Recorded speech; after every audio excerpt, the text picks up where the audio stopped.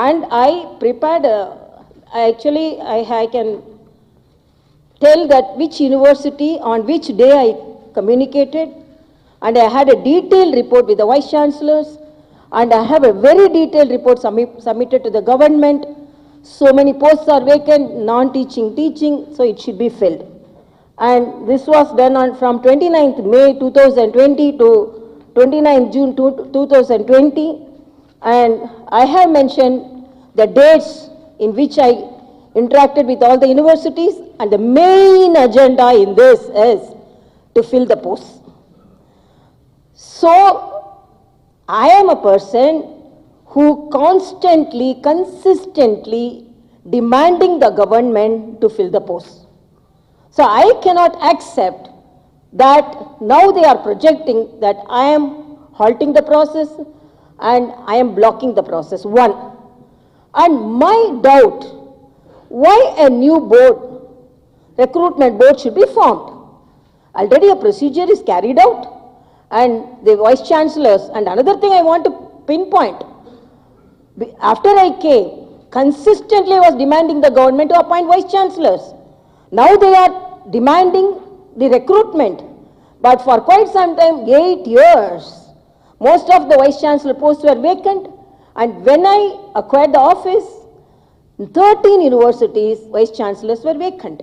I conducted the first vice chancellor meeting with the in-charge vice chancellors who were already busy in their own departments as IAS officers. And after my persistent demand, the vice chancellors were appointed. And now they want to create a separate recruitment board, and I wanted some clarification. First, why the new recruitment board is formed, and what is the procedure you are going to follow, and how the board is going to be formed. Is it legally endorsed, and is it acceptable to the UGC? Is it fully within the UGC norms, and whether the recruitment will be university centralized or centralized, university centered or centralized. If it is centralized, then there will be a very big confusion, and will there be any, it is legally bound, because after recruitment, if legal challenges are there, again, the students will be suffering with teaching and without teaching and non-teaching staff, and whether every year the recruitment will be carried out, and what are the procedures, how the board is formed, who will be the chairman, and what are the procedures, what is the protocol you are going to form.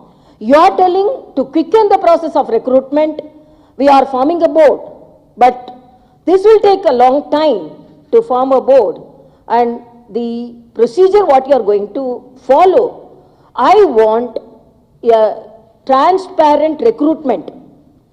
This should not affect the recruitment, it should not, the eligible academicians should not be deceived by some biased recruitment. So I want all these to be clarified. To clarify this, it is said that more than 7 months, 6 months, some of their social media is writing, I am sitting on the bill for 7 months. It is almost 1 month and few days. And that too, each and every day, I was spending in clarifying certain things. Because some of the state had separate board, then I communicated that states, but they are working under the commission which already working in the, functioning in the department, Public Service Commission.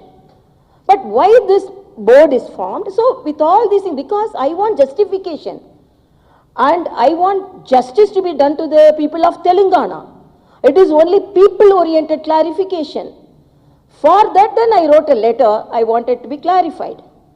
But the minister told, I am misleading the people, and they didn't receive the letter. I am surprised.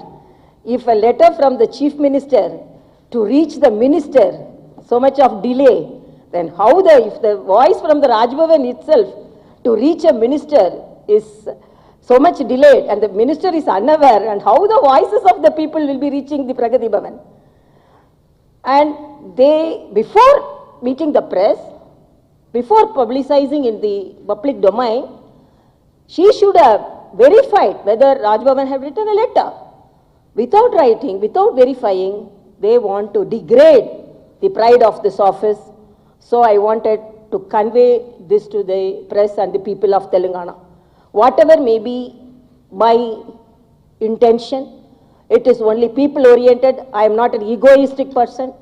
I am not a person for my self pride deceiving the people of Telangana. I want everything to be crystal clear. For that only I called the minister, and it was projected in a negative way in the media. So only I am clarifying this. And apart from that, I am little surprised.